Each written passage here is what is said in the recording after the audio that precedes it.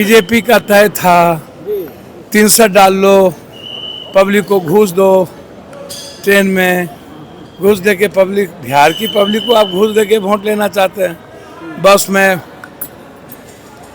पैसा डालो, ट्रेन से छठ में ले आओ, पहले 300, 200, 10,000, 3 बार एक ही चीज़ों का सरकार भवन का उद्घाटन करो, 3 बार रोड का उद्घाटन करो, झूठ का बोलते रहो, विकास कोई काम रोड पर उतरा नहीं। और ये तो पता ही था, अंडरस्टूड था। बीजेपी हर चीज़ तय करती है, कब तक सीएम पीएम उनकी सरकार का क्या होना है और उसके बाद फिर तय होना है। छठ के बाद कब चुनाव होना है, कब भैया अब जान ही रहे हैं। 69 लाख लगभग एसआईआर का जो मुद्दा है, 7 तारीख को सुप्रीम कोर्ट में हम लोग की लड़ाई वहाँ भी है, तो कोई चीज़ छुपी तो है नहीं आपको। इसलिए चुनाव आयोग का तो कोई मतलब नहीं है ना, ये तो एजेंडा ही सब कुछ बीजेपी तय करती है। कब तक पब्लिक के साथ हमको झूठ बोलना है, कब तक पब्लिक को हमें पूरे देश में जिस तरीके से फरेब झूठ बोल करके लोगों का वोट इधर से उधर करते रहे, बिहार में भी करना है, तो वो तो यहाँ चलेगा नहीं।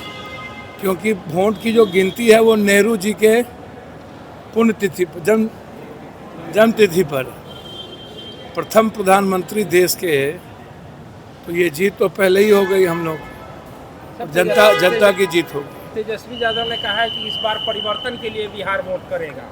या परिवर्तन के लिए तो बिहारी सीएम होगा तेजस्वी के साथ। ये हर एक बिहारी सीएम होगा। भैया मुझको तो समझ में नहीं आता है।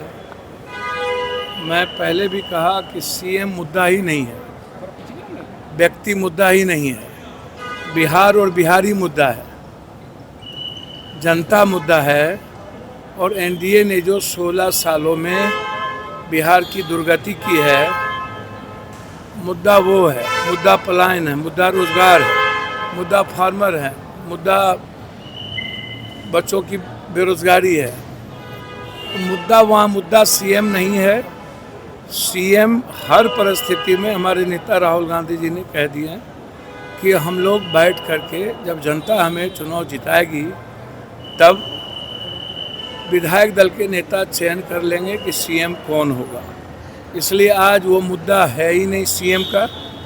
मुद्दा है चुनाव अच्छे उम्मीदवार के साथ इस बिहार की जनता को झूठे वादे से छुटकारा दिलाने का, और बिहार के गरीब और आम आदमी के अधिकार की रक्षा का, न्याय व्यवस्था का, आम आदमी के खुशियों का मुद्दा। यहाँ मुद्दा कोई सीएम नहीं है, सीएम चुनाव के बाद देखा जाएगा। सर लेकिन साथ साथ मुकेश सहनी सबसे ज़्यादा सीटों पे आरजेडी के बाद कांग्रेस ही चुनाव लड़ेगी, लेकिन मुकेश सहनी ने कल क्लियर कर दिया है कि वही डिप्टी सीएम होंगे। भैया कौन, अब लीजिए, सबको सीएम डिप्टी सीएम बनने का शौक होता है, चलता है।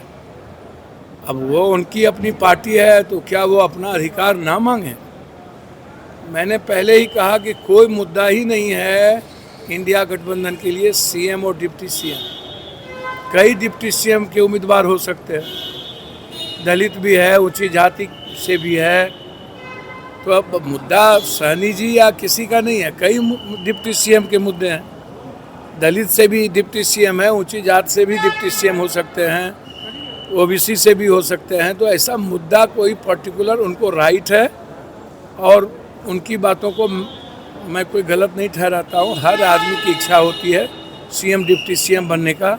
यह मुद्दा चुनाव के बाद होगा, चुनाव के पहले नहीं। सर सुप्रीम कोर्ट में चीफ जस्टिस ऑफ इंडिया के ऊपर चप्पल उछाला गया है, कैसे देखते हैं? देखिए, मैं आपको पहले ही कहा, जब कभी न्याय मजबूत होती है और दलित, एसटी, एससी, ईबीसी के लोग न्यायिक व्यवस्था पर बैठते हैं और लोकतांत्रिक मूल्यों की रक्षा के लिए संविधान को मजबूत करते हैं, तो मनुवादी व्यवस्था के लोग इसी तरह का व्यवहार करता है।